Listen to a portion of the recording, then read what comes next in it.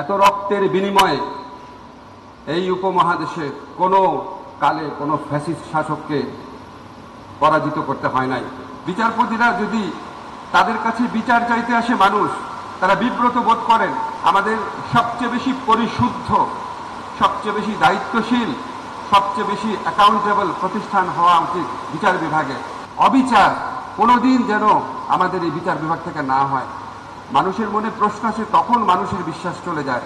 একজন পায়ের কাপড় তুলে দেখালো যে হাঁটুর কাছে গভীর কালো চিহ্ন আর কি, বলো সেখানে সে যখন আহত হয়ে গিয়েছিল ওখানে তার বর্ণনা অনুযায়ী ড্রিল মেশিনের মতো কোনো একটা কিছু ঢোকানো হচ্ছিল।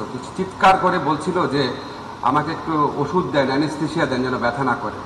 তখন তার বুকের উপর পা চেপে, তার বর্ণনা মতে দুইজন ডাক্তার বুকের উপর পা চেপে তাকে আটকে রেখে বলছিল, হারামজাদা আন্দোলনে করতে গেছিলি না, এবার বুঝ। আরেকটা ছেলে, তার চোখের কালো চশমা ছিল, খুলে দেখালো, পুরা চোখ নিথর, প্রাণহীন। আর একটা বাচ্চা ছেলে গুলি খেয়েছে হাতে, জাস্ট ক্লাস 2-তে পড়ে, সে কাঁদছিল। আর একটা ভাই বর্ণনা করছিল যখন তার সাথে থাকা আরেকটা ছেলেকে যখন সে আনছিল দূরের একটা শহর থেকে, তখন অ্যাম্বুলেন্সে বারবার পুলিশ থামাচ্ছিল আহত ব্যক্তিদেরকে তুলে নিয়ে যাওয়ার জন্য, হয়তো হত্যা করার জন্য আহত ব্যক্তিদেরকে। তখন সে বারবার বলছিল যেখানে ডেলিভারি কেস, প্রেগনেন্ট মহিলা আছে। সর্বশেষ পর্যায়ে পুলিশ ইনসিস্ট করেছে না, এটা খুলতেই হবে। তখন সে চিৎকার করে দৌড় দিয়ে অ্যাম্বুলেন্স থেকে বের হয়ে যায়, বলে আমার ভাইয়ের মৃত্যু আমার সামনে দেখতে চাই না। তখন একটা আর্মির গাড়ি আসছিল, তার সৌভাগ্যবান আর্মির ভাইরা নেমে এসে তার জীবনটা বাঁচিয়েছে। আপনারা বুঝতে পারছেন কি একটা শাসন ব্যবস্থা থেকে আমরা মুক্তি পেয়েছি।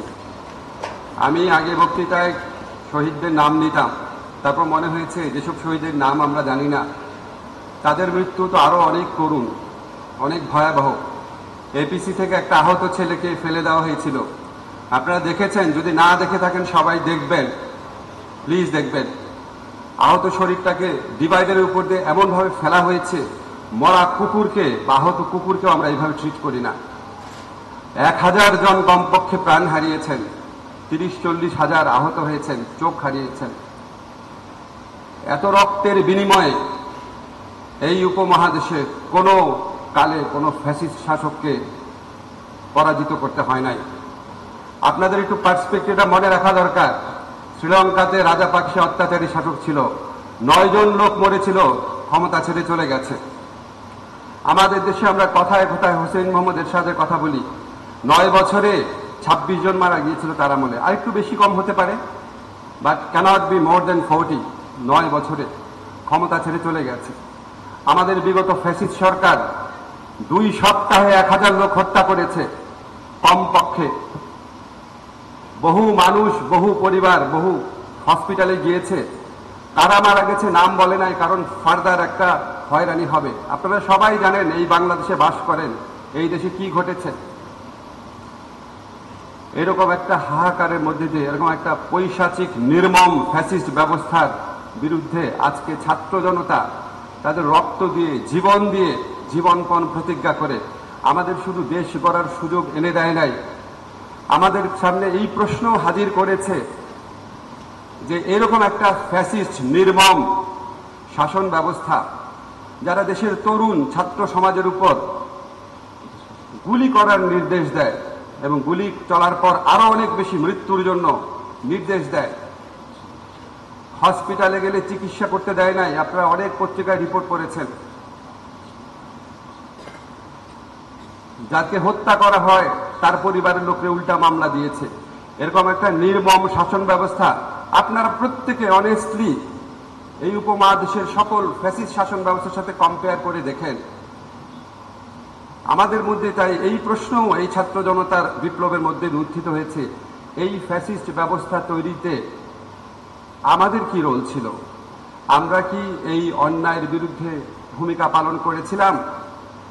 আমরা বলতে আমরা বিশ্ববিদ্যালয়ের শিক্ষক, সাংবাদিক, সাহিত্যিক, বিচারক, সরকারি প্রশাসনে যারা লোক আছে, আমরা কি আমাদের দায়িত্ব পালন করেছিলাম? আমরা ছোটবেলা থেকে একটা কথা বলি যে অন্যায় যে সহে আর অন্যায় যে করে মম ঘৃণা যেন তাহে তৃণ সমদহে, সবাই একই চাপে। আমরা কি আসলে করেছিলাম? আমি এই প্রশ্নটা আপনাদের সবার কাছে রেখে গেলাম, আমার কাছেও রাখি। এত খারাপ অভিযোগ, এত জঘন্য অভিযোগ বিচারালয় না বাংলাদেশের ঘরে ঘরে পৌঁছে যায় যে এই বিচারকে এই ধরনের বদনাম আছে। বিচারপতিরা যদি তাদের কাছে বিচার চাইতে আসে মানুষ, তারা বিব্রত বোধ করেন। কেন বিব্রত বোধ করেন? আপনি বিব্রত বোধ করবেন একমাত্র আপনার ভাই বোন আসলে। আপনি তো বিচার প্রার্থী মানুষ, কোথাও বিচার না পেয়ে আপনার কাছে এসেছে, আপনি কিভাবে বিব্রত বোধ করেন? আপনারা বর্তমানে প্রধান উপদেষ্টা ডক্টর ইউনূসের মামলা আর্জি গ্রহণ করতে বিব্রত বোধ করেছিলেন। আপনাদেরকে কেন করেছিলেন? আপনার এটা দায়িত্ব না? আপনার এটা সাংবিধানিক দায়িত্ব না? আপনি শুনে রিজেক্ট করে দেন, শুনে রিজেক্ট করেন, সমস্যা নাই। আপনি শুনবেনই না। আপনারা এগুলো একটু বিবেচনা করেন। আপনাদের এখানে অনেক ভালো বিচারপতি আছেন, আপনাদের সুনাম কিছু বিচারপতির কারণে ক্ষুণ্ণ হয়েছে। এগুলি আর করেন না। মানুষ বোকা না, মানুষের প্রত্যেকের বিচার বুদ্ধি আছে, প্রত্যেকের ঘরে ঘরে এইসব প্রশ্ন আলোচিত হতো। আজকে আমি আপনাদের কাছে জাস্ট কনভে করলাম জিনিসগুলা। এর পাশাপাশি হস্তদ্ধ চিত্তে স্বীকার করি বাংলাদেশের বিচার বিভাগের হাতে বহু বড় বড় ঘটনা ঘটেছে, গণতন্ত্র ফিরে এসেছে এবং অবৈধ সংশোধনী চ্যালেঞ্জ হয়েছে। আমি ব্যক্তিগতভাবে এই উচ্চ আদালতে কয়েকবার ন্যায় বিচার পেয়েছি, অনেকেই পেয়েছেন। অনেক সময় আপনারা রাজনৈতিক নিপীড়ন থেকে রক্ষা করার জন্য জামিনের ব্যবস্থা করেছেন, সব করেছেন।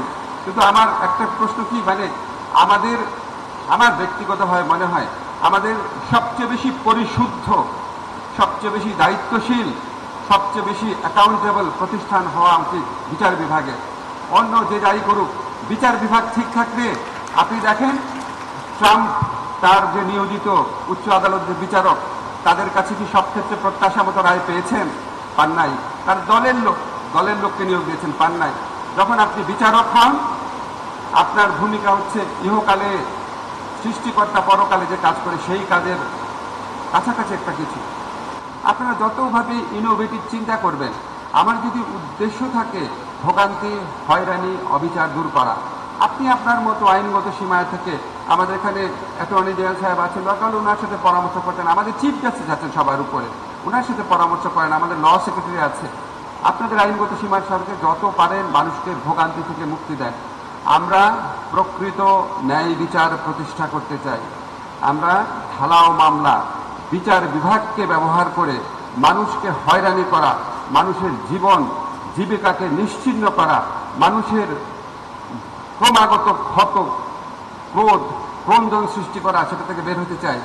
আমাদের খাদিজাতুল কোবরা নামে একটা মেয়েকে হাইকোর্ট জামিন দিয়েছে, দিনের পর দিন, আমি বিশ্বাস করতে পারি না, হাইকোর্ট জামিন দিয়েছে, আপিল সেই জামিনের শুনানি মাসের পর মাস পিছিয়ে রেখেছে। একজন আইনজীবী কি একটা কথা বলেছেন, ওনার বিরুদ্ধে খুব দ্রুত আদালত অবমাননার বিচার শুরু হয়ে গেছে। আরেকজন মেয়র বলেছেন প্রধান বিচারপতি সম্পর্কে, তার শুনানি হয় নাই। মানুষ বোকা না, এত জাজ্জল্যমান, মানে অবিচার কোনোদিন যেন আমাদের এই বিচার বিভাগ থেকে না হয়। মানুষের মনে প্রশ্ন আসে, তখন মানুষের বিশ্বাস চলে যায়। আপনাদের যখন আপনারা নিয়োগ পেয়েছেন, শপথ নিয়েছেন, শপথের প্রতি আপনাদের এলিজিয়েন্স রেখেন, কোনো দলের প্রতি রেখেন না। আমি আপনাদেরকে লর্ড ডেরিংসের কথা বলতে পারতাম, হবস, লক, রুশো, সামাজিক চুক্তি মতবাদের কথা বলতে পারতাম, universal declaration of human rights, অনেক কিছু আমাদের কনস্টিটিউশনে অনেক কিছু বলা যেত। আসলে কিছুই দরকার হয় না। আপনি আপনার বিবেকের সাথে কথা বলেন। আপনার প্রতি যেই আচরণ অন্যরা করলে আপনি কষ্ট পেতেন, অবিচার মনে করতেন, সেটা কারোর সাথে করেন না। এই সিম্পল জিনিসটা করলেই অনেক অনেক ন্যায় বিচার প্রতিষ্ঠা করা যায়। সবাই ভালো থাকবেন।